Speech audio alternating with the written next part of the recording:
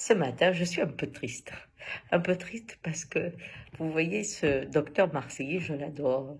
Je l'adore pas parce que c'est lui le personnage, je l'adore parce qu'il y a des centaines de gens qui ont eu leur charge virale diminuée, qu'il y a des gens qui ont été malades et qui ont témoigné de l'efficacité de ce traitement. Qu'en Chine, aujourd'hui, on met cette fameuse chloroquine après avoir attendu fort longtemps.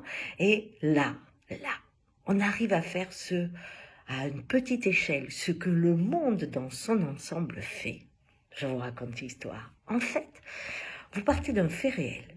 Il y a un médicament qui apparemment, sur des milliers de gens, marche. Mais on ne va pas le voir vraiment. Par contre, on va démonter ou raconter une histoire, vraie ou fausse, enquête sérieuse ou pas sérieuse, on s'en fout. Mais l'enquête sur le personnage fait que c'est à partir de cette enquête qu'on met en doute ce qui marche. Donc vous voyez, c'est le blabla qui devient science. Et ça, vous pouvez le mettre à tous les niveaux, politique, entreprise, économique. Pourquoi ? Quand on prend l'entreprise, l'entreprise, avant, il y avait une richesse, par exemple le métal, les épices, les choses comme ça. Bon, et les gens devenaient riches avec ça, parce qu'ils s'appropriaient cette richesse, on privatisait. C'est ce qui a fait des gens riches.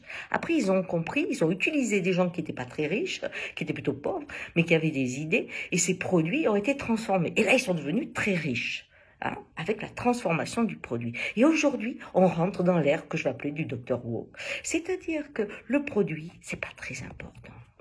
Que ça marche ou pas, c'est pas très important. On voit des entreprises qui gagnent bien leur vie, qui ferment.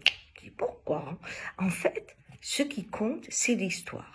Et là, vous vous rendez compte que toutes les informations, vous passez un tiers ou des fois la moitié de votre temps à remplir des choses dans votre job. Et vous vous demandez à quoi ça sert. Eh bien, ça sert à ça. Ça sert à ce que l'information remonte, que certains petits génies la construisent, en font une histoire avec des indices de confiance, c'est-à-dire des statistiques, plein de statistiques, des anticipations, des jeux de Monopoly. Si je fais ça, je mets là, l'autre il manque ça, etc. Je crée la rareté et tout le reste. On se fout du produit. On écrit l'histoire. Et à ce moment-là, comme ce sont devenus des géants et qui sont tous en bourse, eh bien cet indice de confiance ou de vision sur le futur fait qu'on gagne de l'argent ou on en perd. Le produit devient secondaire. Alors, je ne vous dis pas, celui qui le fabrique, eh bien aussi, de la même façon que c'est la même chose à l'hôpital. On a des tas d'inventions, mais l'hôpital, lui, qui doit fonctionner, on s'en fout. En fait, quand on se sert de la maladie pour qu'il y ait de la recherche, des nouveaux médicaments, et ces nouveaux médicaments créent une histoire de dépression, une histoire de machin, et c'est ça qui fait qu'en bourse, ce laboratoire, il gagne de l'argent. Donc, en politique, on retrouve la même chose. C'est-à-dire que, par exemple, on va nous inventer l'histoire des masques, on n'en parle plus, c'était tellement énorme. Mais aujourd'hui, par exemple, eh bien, l'histoire de cette formule au niveau du téléphone qui va dire avec qui vous avez été, où vous avez été, eh bien, va être choisie à la place des tests. Vous voyez, les tests, bon, vous voulez savoir si vous êtes enceinte, vous faites un test. On n'est pas en train de prendre un téléphone pour savoir avec qui vous avez couché. Bon, mais là, on fait pas ça. Non. Là, on est dans un schéma de fou où on écrit une histoire. Le TGV, on écrit une histoire.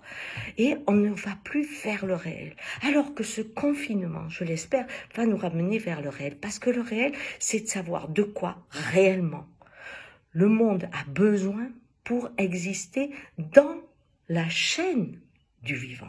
Je dis bien dans la chaîne du vivant. Or, comme nous créons des rêves qui créent des richesses qui n'existent pas, qui sont sur le papier, qui maintenant vont être que virtuels puisqu'ils enlèvent même la monnaie, eh bien, nous rentrons dans un monde qui détruit ce qui est réel et en fait crée une misère incroyable parce qu'on ne la voit même plus. Puisque dans ce monde-là, c'est l'histoire qui compte. L'histoire fait de l'argent. Alors, quittons les mots qui créent des mots et rentrons dans les corps qui créent de la joie, qui créent de la vie et qui au moins nous assurent un futur, je l'espère. Bon confinement, trouvez la voie de l'autonomie et ça sera la clé de la réussite de demain. En tout cas, je l'espère.